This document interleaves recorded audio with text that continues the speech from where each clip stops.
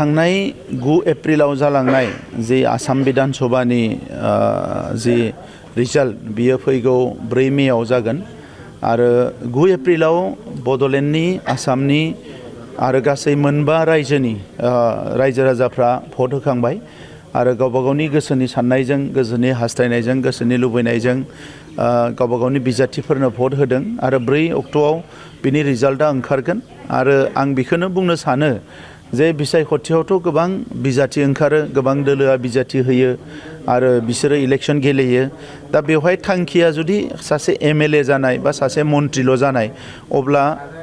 हारिनि ओनसोलनि रायजोनि जेबो लाब जानाय नङा बा हादोरनि जेबो लाब जानाय नङा सासे बिजाथि जाग्रा सुबुङा बियो एसेम्ब्लियावनो जा बियो पार्लियामेन्टआवनो जा बा जेरावनो जा काउन्सिलावनो जा बेहा मोनसे मिशन थानांगोन गिदिर मोनसे मिशन थानांगोन बिथांखि थानांगोन हारि जौगानायनि ओनसोल जौगानायनि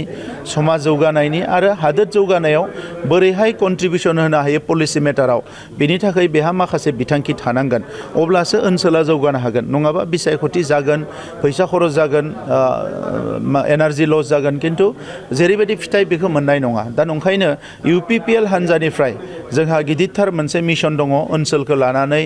हारिखौ लानानै हादोरखौ लानानै आरो बे हिसाबैनो जों बिसायख'थि गेलेदों आरो बे बिसायख'थियाव देरहालांनायनि उनाव जोंनि साफ्रोमबो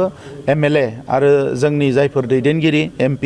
जों जयैनो बर' माहारिनि आद्रा थानाय जि जेंनाफोरखौ सुस्रांनाय बड'लेण्ड ओनसोलाव रायजो जानाय गासै 26 हारि बे हारिफोरनि जेंनाफोरखौ सुस्रांनाय आसामाव रायजो जानाय 146 हारि हारिसाफोरनि जेंनाफोरखौ सुस्रांनाय आरो भारत हादोरजों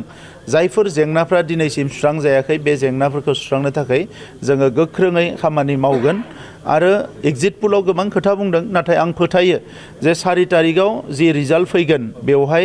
UPPL हान्जायानो एबार आसामाव रिजनेल हान्जाफोरनि गेजेराव 1 नाम्बाराव थागोन आरो जोङो साननाय बायदि जोंनि एजेन्डाखौ जों आवगायलांनो हागोन बेखौ आङो फोथायो तामुलपुरनि रिजाल्टखौ एग्जिट पोलासो होगासिनो दङ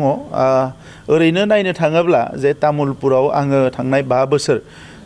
जेला काउन्सिलाव दङमोन अब्ला राजखान्थि भाबै खामानि मावदों बिनि सिगाङाव फरायसा आफादाव सामाजिकनि खामानिफोरखौ मावदोंमोन बा गुबुन हारिनि खामानिफोरखौ मावदोंमोन नाथाय 5 बोसोराव राजखान्थियाव फैनानै खामानि मावनाय समाव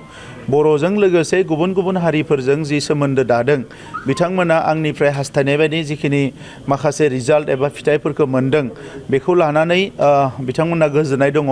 आरो बिसायख'थिनि सिगाङाव आंखौ बयबो बुंदोंमोन जे नों जेरैखि जाया तामुलपुराव बिजाथि जाथारनांगो नोंथांमोननि हान्जानिफ्राय बा नोंसिनि हान्जानिफ्राय आरो बे हिसाबैनो हान्जायाबो आंखौ बेवहाय फसंदों आं गसंदों आरो तामुलपुराव गोबां भटआव देरहागोन बेबायदि मोनसे थासारिखौ आङो नुनो मोनदों